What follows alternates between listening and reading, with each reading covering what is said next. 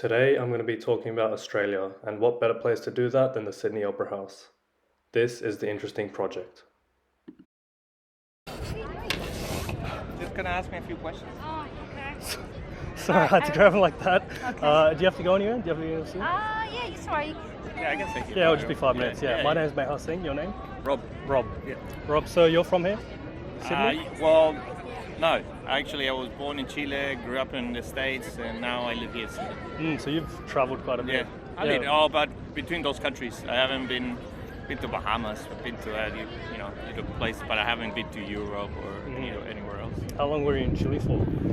Until I was 12. 12? Yeah. Okay, so you had your childhood there, and then how long in the United States?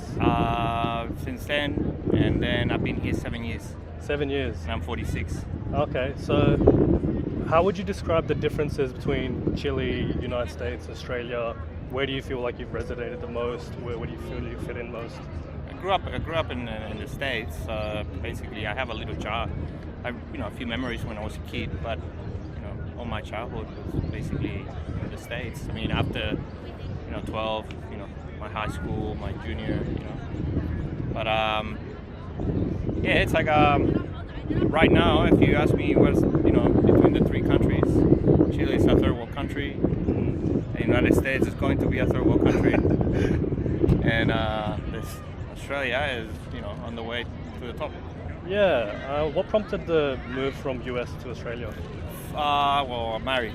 Oh, okay. I married her when she grew up here. Yeah. And then she traveled to the States to visit me, and we got married there, had a kid, and we moved back here. How'd you guys meet? Long story. She is from actually the same town when we grew up when we were kids. Oh, from So Chile? she moved to Australia, Yeah.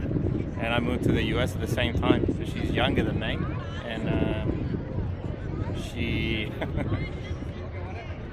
I saw it. We used to travel back to Chile just for holidays, and then when she was a little bit older, she was like 17, 18, and I was like 22, 21. I was we met in Chile, and we kind of had a fling, and nothing happened. And then I always had a thing for her. And her brother is my best mate. Oh, okay. So those things. Then when we were older, about I was 30, I think. She went to the U.S. and we got together there, and she stayed there with me for like 6-7 years. So you've been crossing paths and you never even knew about it. Yeah. Well, do you believe in sort of destiny or like a soulmate kind of idea? No, not a soulmate, but I do believe in like. I don't think there's a destiny. I mean, you choose your path. You know what I mean? There's nothing set.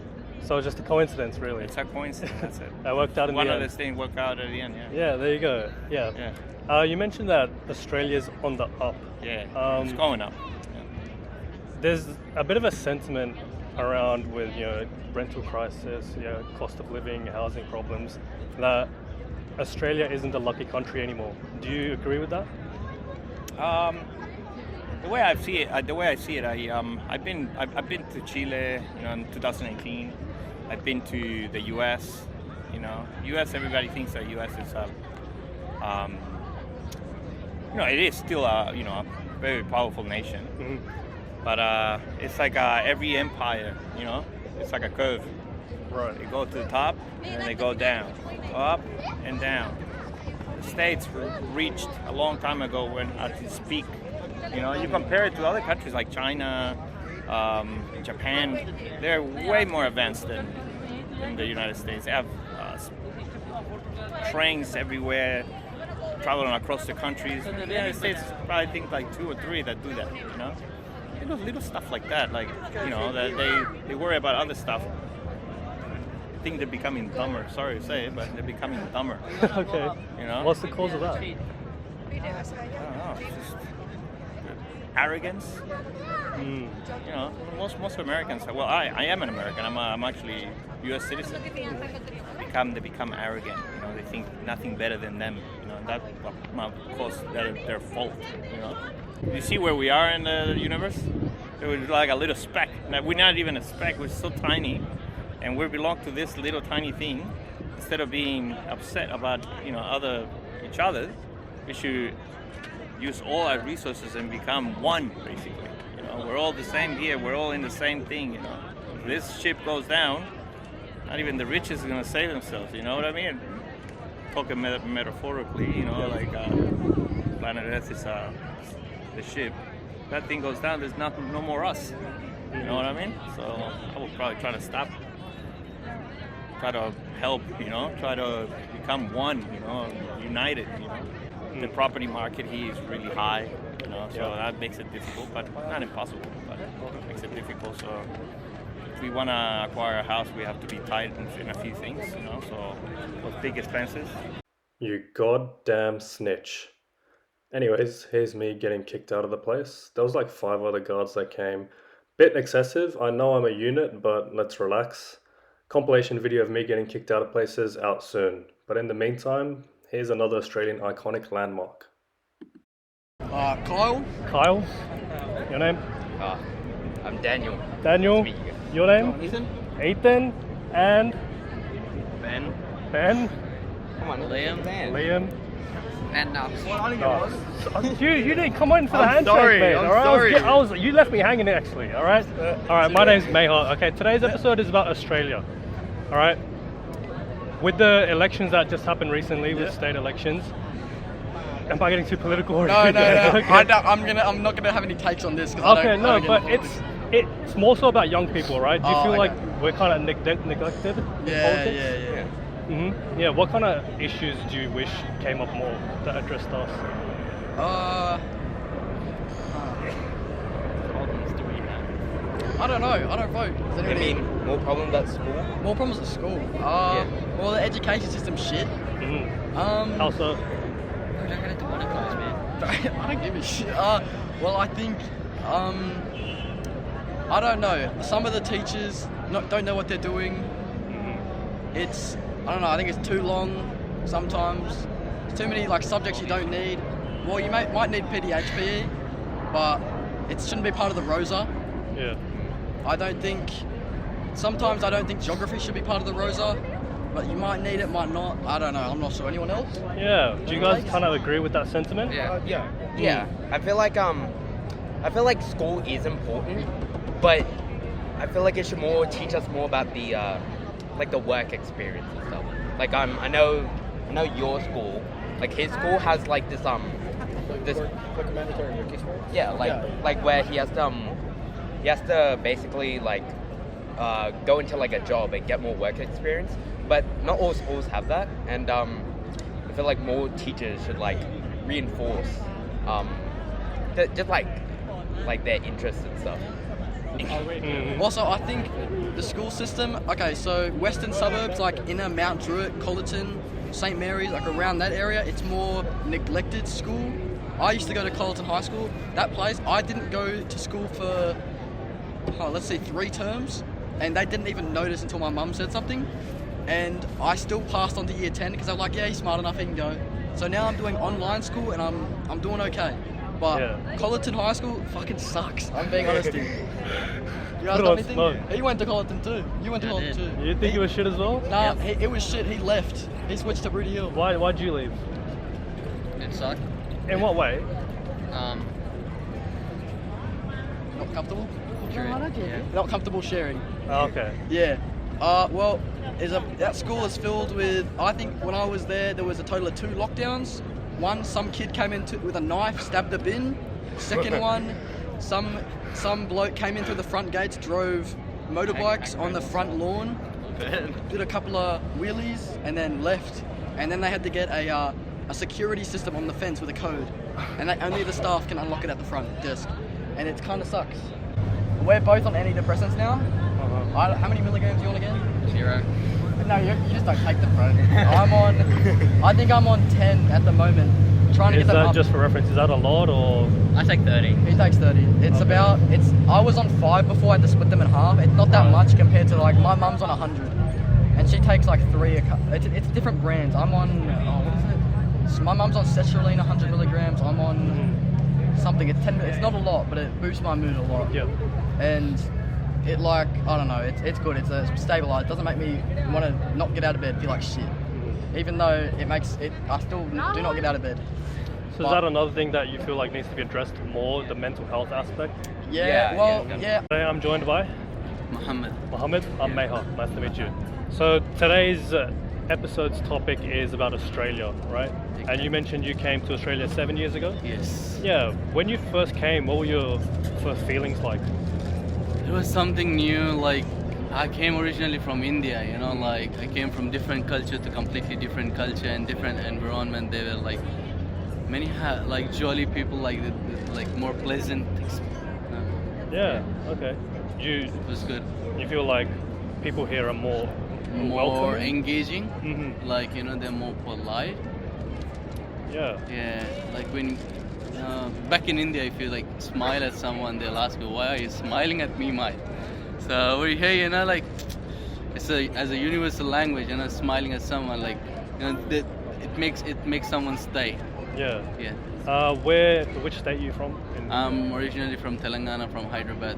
Oh, okay. Yeah. Yeah. Do you go back often or no? Yeah, I have been there thrice, like 3-4 times might be.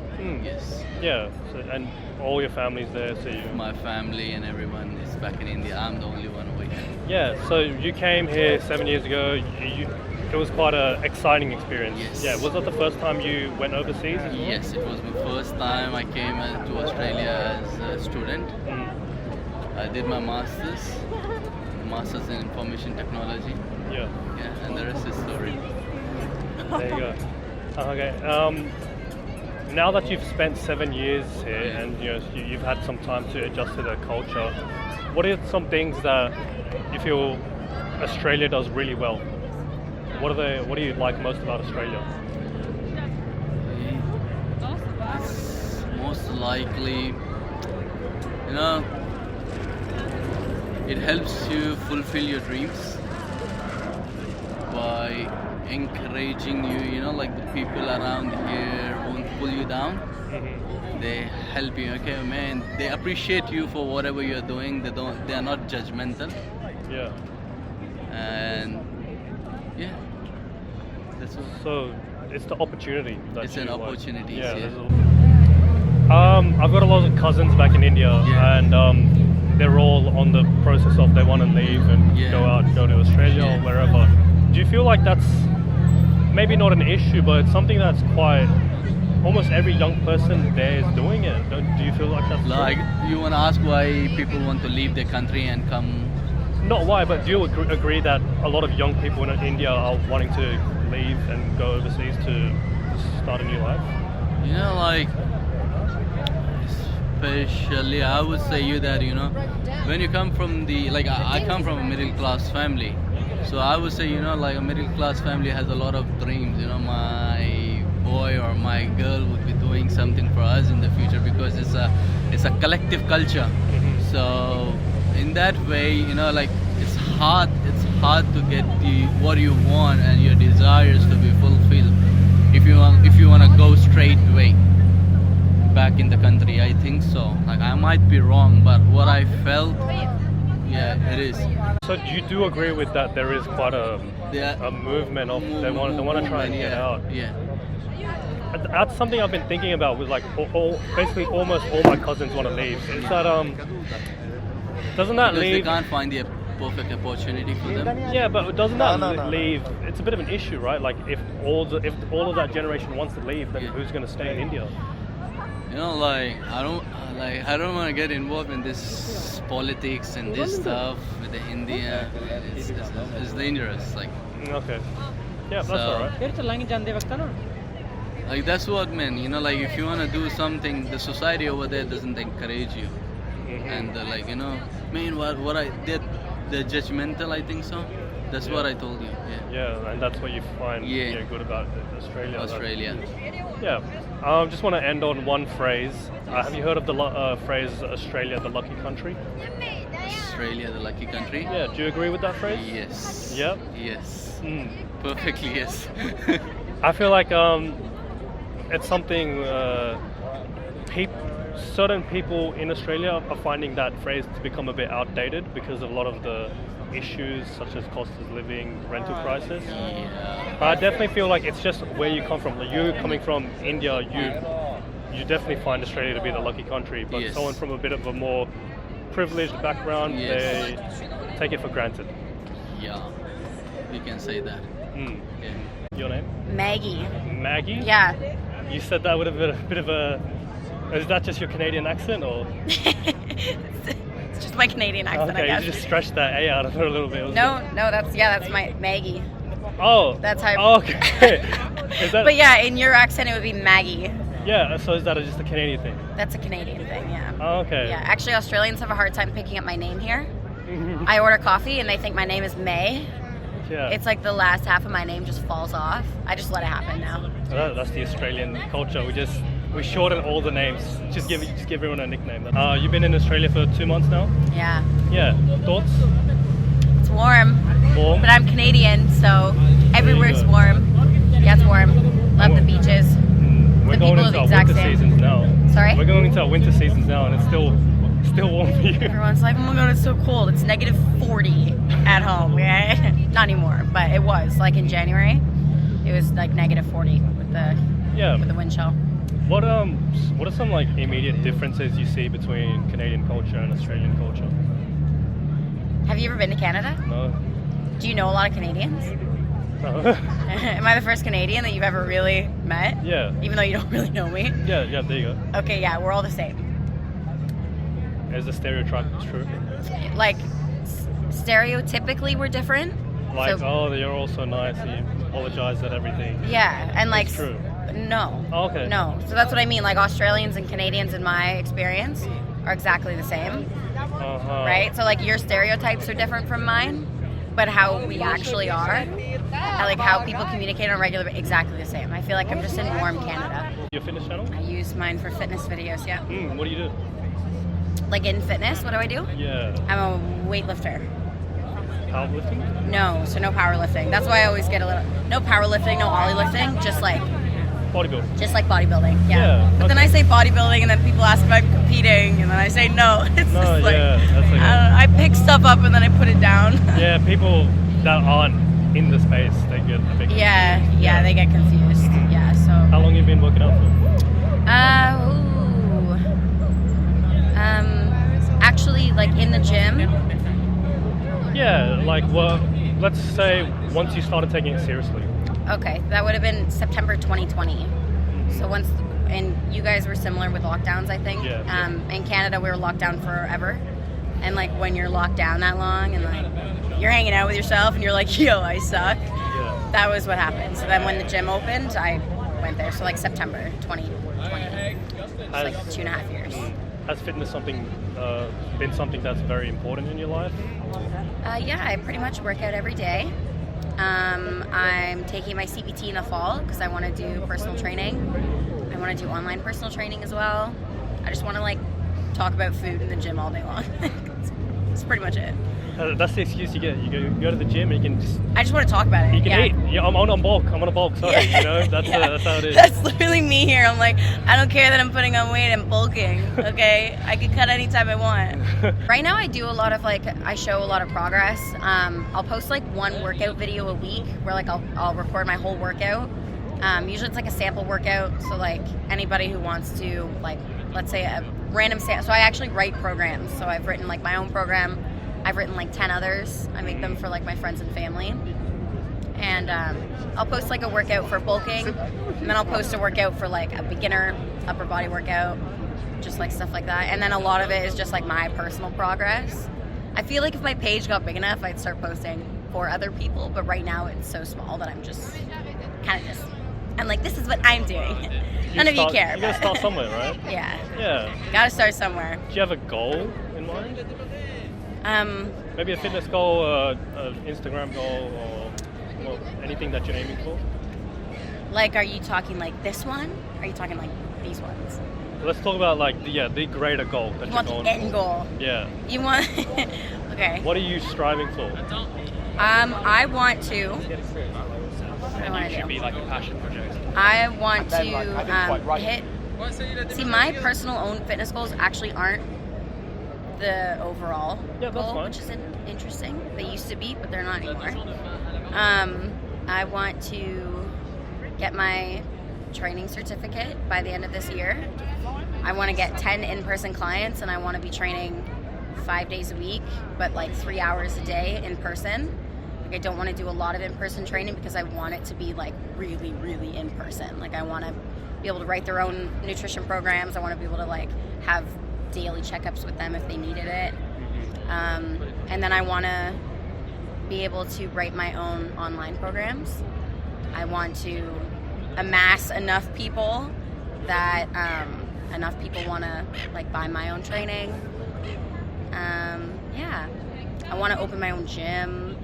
I want to have a smoothie bar in the gym. I got tons of 10-year plan. Yeah. Yeah. Have you had the chance to think of one thing that you love about Australia? I do really like the buildings. Take a lot of pictures of the architecture. They're way cooler here than they are in Brisbane. Again. Okay. Yeah, they're way cooler actually. Yeah, they're really cool buildings here. I do like that there are a lot of people outside all the time. I feel like people are really trying to soak in the fact that they live in Sydney, which is nice to see. Because like They're actually, most of them are tourists. yeah, I know. I've noticed that too. There's a lot of French people here. Oh, really? Yeah, there's just a lot of people speaking French. I know that because I'm Canadian. Yeah. Yeah. Yeah, I don't know. We'll stick with water and architecture and heat. Yeah, like There you go. honestly, the weather's a big thing for me. Yeah, That's weather's one a of big our thing best for me. things, for sure. It is one of your best things. How you going, Michael? Michael. Knight. Michael Yeah. Knight. McKnight. McKnight. That's not what they call you, eh? Yeah, MC Knight. Yeah. Who gave you that nickname? Oh, Where did it start from? McKnight. It's my last name, but MC Knight's my like spitting name. So I rap a bit Okay. and that, but yeah. So that's what I like doing. That's my hobby, you know. Been up on stage a couple of times, but yeah, man. What do you do So- for work? By trade, I'm an electrician, but been doing that for a while. So about 10 years, 15 years. A little bit of break in between, you know, when I government paid holiday, no. But yeah, man, just trying to build up my life ever since, you know. Yeah, ever Sort of since. homeless, this and that, like living the dream, you know. But got a house there now, so that's good. It's like, yeah, somewhere to live, you know. But yeah, man, just trying to evolve my life, you know. Yeah, trying to get better every day, essentially. Better every day, bro, and trying to grow my mind, body, and soul every day, you know. And you know, if you can do that in a positive way, then you influence your life into a better place, you know. Yeah, for sure. You mentioned that you also run your own TikTok channel and you Yeah, I've interview- been doing that, yeah, for a little bit. Yeah. Like about 8 months. You want to just tell them what your channel's about? Yeah, it's just about homeless people on the street, and yeah, just getting their stories and letting everyone know, you know, trying to get other people's hearts to beat for another person, you know, and sort of feel the empathy and sympathy that, like, not everyone starts from the same spot, so how can they sort of expect someone to finish in the same place as them, you know? Like, if you start from a different place as someone else, it's really an unfair advantage, you know? Like, a lot of people start on the street and they're fucking, you know what I mean? They don't have a mum and dad, they don't have a mum, or they don't have a dad. You're starting on the stuff back like that. foot already. It's Yeah, hard that's to right. get out. So it's like, how can you look at them and think they're going to finish in the same place sort of thing? But at the same time, everyone's got a story, and you just got to open your heart to fucking love, bro. That's what it's all about, love, you know? And part of the empathy point, you mentioned that you also were homeless at a point of time. Yeah, I was homeless, man. How long ago was that? So that was going back 6 years, 7 years, yeah. So How I was did in a you- bad spot. How did you get into that situation, and then how did you get out? So I was incarcerated for a while. I was incarcerated for about 6 years, and yeah, man. After that, sort of, I had to get back on my feet, and ended up sort of on the street, and Yeah, man. The only way I got out of it was love, bro. That love that the world chose, you know. So if you believe in your heart and you believe in positivity and love, you can get anywhere in life, right? Every day you're thinking, I want to get better, I want to get out of it. But it's like how to, you know? Right. So basically you got to find a way, you know? And the only way is support and love, like going back to the love, you know? You find love in the world and you find people that actually care and give a shit about humanity. And after that, you know, go on a positive track, and it evolves out of people, because God's in all people. I believe in God so much, you know, and God's in everyone. And when you find God, and the only difference between God and good is the big O, you know, G-O-O-D and G-O-D. So if you put an O in front of the D, you know what I mean, it's God and it's goodly. So if you look for the good in the world, you find God, you know, and then you're blessed, bro. And fuck, nothing matters, cause like you can look at anything, you know, you can look at life and look at a camera, and it's like nothing matters, you know. It's like nothing can hurt you. Yeah. If you don't mind me asking, how did you? What were you incarcerated for, and how did you get to that position? Yeah, so I was incarcerated I was on a murder charge, and I got manslaughter, and then I done 6 years in jail, and yeah, it was the worst thing I ever did, the best thing that ever happened to me, because it changed my life, you know. Made me evolve as a person, and made me, like, worst thing I ever did, the action, but worst thing that ever happened to me, because I became a different sort of being, you know, and my soul changed. You feel like you had to go through that to come out? The trials and tribulations to get to a better place in my life, you know. What was life like before the charge? I think I was just very, I think I was caught up in myself, and I was very angry, like, within myself, you know, in my soul and that. And I think that my counsellor, like, I talked to her and she explained it to me, it was like a build up like a champagne bottle, and you shake it and shake it and shake it. I'm one of them people that I won't blow up over shit, you know. So I just keep it at amends, and then next thing you know, fucking it blows up, and then I explode, and that's what happened, you know. So I exploded and that, and I've learnt now, babe, just be at peace in my soul and at peace in my heart, you know, with the universe, and make sure that I'm feeling like I'm blessed every day, you know. And just when you get everything stripped away from you and you get everything taken away from you, when you get it back, you know, you appreciate every little thing. Sure, you know? yeah. You must. Like I was eating off like metal dinner tray for 6 years, you know what I mean? Like every single day. You mentioned that God's a big part of your life right now. Was that something I was missing before? I think I had it all the way through, but I realised, like, I got down on my knees, bro, in King Street Court when I was going for my murder, and I went for the fourth day of the deliberation, which is when the jury goes out to verdict. You're down in your cell, so you get taken up when the jury, like, sees your face, you know, at the start of the morning, and you get put down, and then you get taken up at the end of the day, you know, when they come back out after they sort of decide. And that was going on for 4 days. And all day I was just saying a prayer, bro. Oh my God, I'm very sorry that I sinned against you. With your help, I'm not sinning again. Hail Mary, full of grace, the Lord is with thee. Blessed art thou among women, and blessed is the fruit of thy womb, Jesus. And then these words came to my head, and it said, I got down on my knees, bro, and I said, you withhold the master plan, your every wish is my command, you're my saviour, and I'm a servant, and let your will be done, bro. And I got up, and it was like pins and needles all over me, and like an angel come and hugged me from behind, and I was crying, bro, and I got up, never shed a tear again, you know. I just could not give a fuck, bro. They gave me 25 or fucking whatever, bro. I knew God was with me. So I knew that it was his plan and my life was his plan. And then from then on, you know, it'll be destined to be my destiny, whatever happened. So that's what happened, bro. And I try and be good, bro, and try and be godly, you know what I mean? And try and, like, serve the goodness of the world, bro, and positivity and all them things and that, and learn my lesson, you know. But at the same time, like, it's like whatever happens, happens. And you can't prevent the future. You Yeah. try and prevent your destiny and it won't happen. You'll still get there.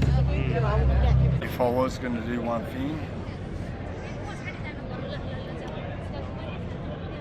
make more houses, man. More Like, houses. that's all you could do. Like, make more availability for people on the street, you know? Like to have, because when you got a foundation, you got something to build from. If you don't have a foundation, you got shit to build from. Cause when you got a house, you know what I mean? You feel secure. You got somewhere to go. You got somewhere to stay. You got somewhere to be, bro. You feel like you got a foundation. You know what I mean? From that, you can build anything. It's one of You the build a basic family. human needs. You know what I mean? Yeah. And like a shelter. Like, and the shelters, how having your own home and having a shelter are two different things, because people can influence your shelter. You know what I mean? If you're living with other people, they can fuck up your shelter. They can make you feel uncomfortable, you know? But if you're got your own shelter where you got a key and a lock, bang, a door, and you can, like, your own fucking space, you can build from that, you know? And that's, like, it took me 7 years, bro, to get off the street, man.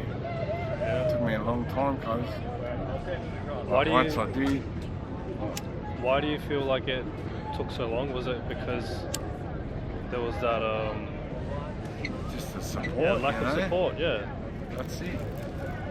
Like, And- fuck, man, when you got nothing, cause it's hard to fucking make something. So you wanted more support in terms of the housing or more Yeah, opportunities when I as got well? it, like when I got it, I'm lucky, man. I'm on NDIS, like I'm on sort of national disability pension, and when I got on that, they gave me housing straight away. But there's 10-year housing besides. You go on housing and you're waiting 10 years. So you go on like waiting 10 years for a house to call your own. You're living in boarding houses for 10 years. Like paying $200 a week, that's a shit life, bro. Yeah. Especially when you're like, I don't know, trying to get ahead, you know. It's a roof, it's a shoulder over your head, but the people in there are fucking, they're all fucked, bro. They're all on drugs, or just not going nowhere, you know. It's a downward spiral. You know? But some of them like get somewhere, but Yeah, it's a downward spiral. It's hard to just get out. You need that help.